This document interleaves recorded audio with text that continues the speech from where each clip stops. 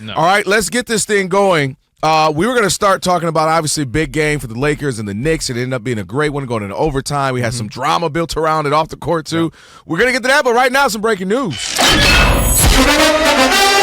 Breaking news from Fox Sports. That's right. Hello, guys. And yes, NFL Network is reporting that quarterback Geno Smith is being traded from the Seahawks to the Raiders. He will be quarterback for Coach Pete Carroll in Las Vegas. Seattle gets a third-round selection. NFL trade, keep in mind, the trade deadline, of course, is a thing that you hear that phrase during the season. What's notable next week is that's when trades become official. It can be reported tonight, but the new league year doesn't start till March 12th. But Geno Smith to the Raiders. And one NBA note, if you saw the injury late in the Knicks game last night, the bad turn of the ankle for Jalen Brunson. Shams ESPN says Brunson not only out tonight, but expected to miss at least 2 weeks with a sprained ankle. I'm going to be honest with you, to the Brunson real quick. I thought it'd be worse. I mean, that looked really It's like the top bad. of his foot it was hit the court. Exactly. And I couldn't tell. I'm like, is something broken?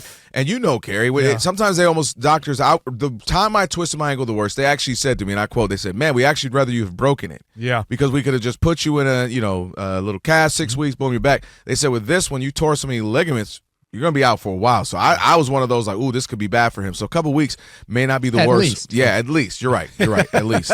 That's why you do the news and updates, because you're on it.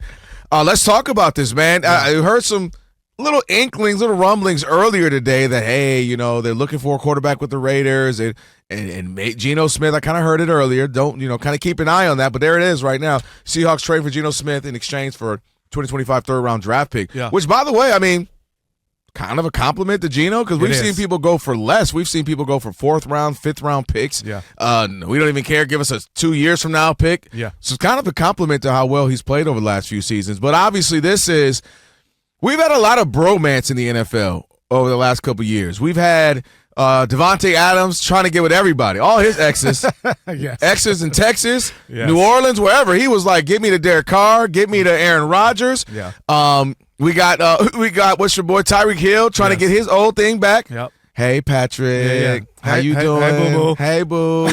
Hey Andy. I didn't really want to leave. And we've got so many folks trying to get back up and link back up, and now looks like you got Geno getting ready to get back with Pete Carroll.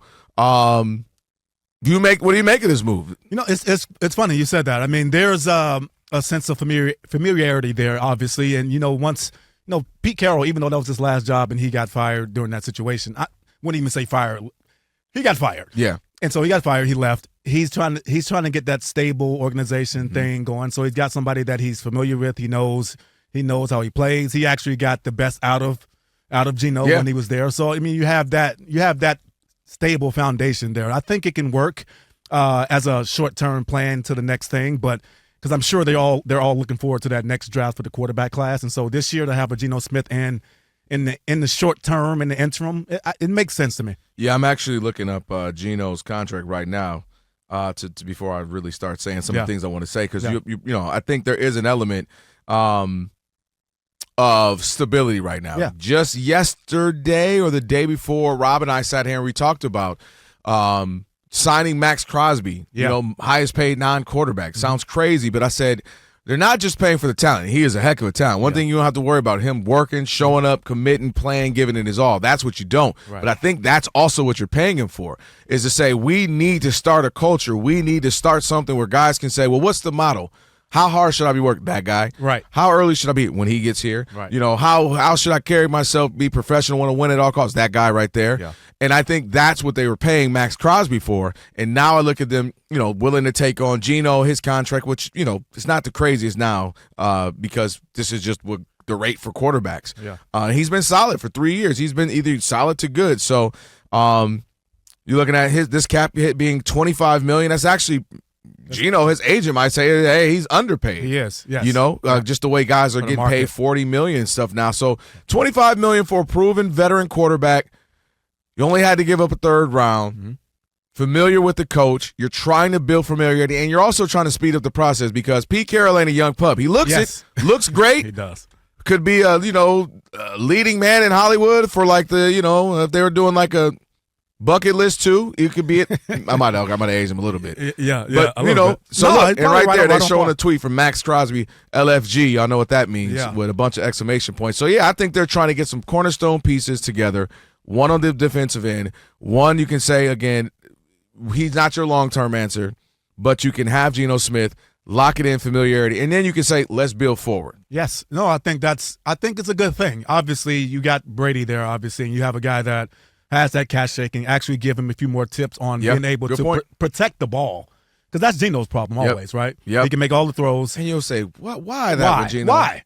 Not now. Exactly. And when it matters, too. Yep. And that's the thing I'm scared of with him in this play. But again, in the interim, in the short term, I guess having, vision on the short-term goal and trying to get a team to get to the level of consistency that they're looking for and they want, I think it's a good move. Yeah. Listen, we know good and well in this league, you have to have a quarterback unless you have something uncanny, like an all-world, one of the top 10 defenses of the last 20 years, and a middling, quarterback who's decent, doesn't turn it over, and you have a running game. Yes. And so that we've seen that formula work as well. But if you don't have that, if you just got a solid defense, not great, and running back that's good, then you're going to have some great quarterback play. And you just made a point. I mean, that's going to be that has to be their mindset moving forward, right? We're going to run the ball. We're going to play really good defense. And we got a guy that, if you do stack the box, can beat you over the top. And that's what it looks like. Yep. And his conversations and times with him would be, hey, bro, just don't turn it over. Man, just check it down. Check it down. Yeah. Live to play another down. We got our great defense. Yeah. That's what they're trying to build. Yes. So we won't be, forcing you to make these passes you don't have to make. But, yeah, good for them. They got their quarterback. We were having conversations the last couple of days. I think Danny G, I don't know if he's still here, but Danny G was talking about it. He's a Raider fan. Yeah. Aaron Rodgers. Yep. Was he the answer? Is he the guy that they would need, that veteran presence? But, again, 41. Yeah. Hasn't played his best football in years, and a torn Achilles, a year or two ago. I don't think that was the guy you want to bring in. I think Geno's a much better option of, hey, if it's another couple of years, even if they draft somebody this year, but hey, sit behind Geno, sit behind a guy up front in the front office, Tom Brady, young guy, learn some stuff, and in a year or two we can put you in. The funny thing about that, though, when people bring up the Aaron Rodgers thing, he is a friend of mine. I don't take that part into consideration. I've seen him enough to know.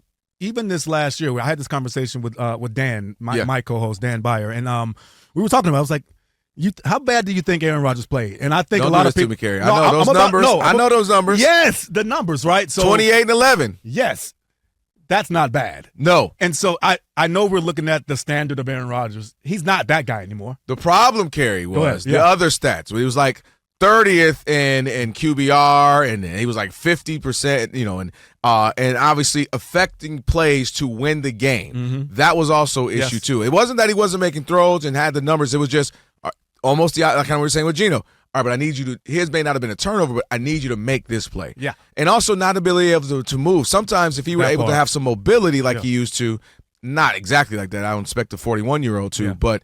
That also cost him. But again, he played better than people would think based off the win-loss column. And that's the whole thing. So, you talk about bringing him in or you talk about bringing Geno in. I think Geno's a better option right now. Obviously, he has more life left to him in the NFL, right? So, even if it's 2 years, you can count on those 2 years being 2 good, solid years from Geno. Yeah, so there's the breaking news right there. And if the NFL is going to continue to give you something, even if you don't necessarily think we're going to – bam, out the blue. Nobody saw this coming today.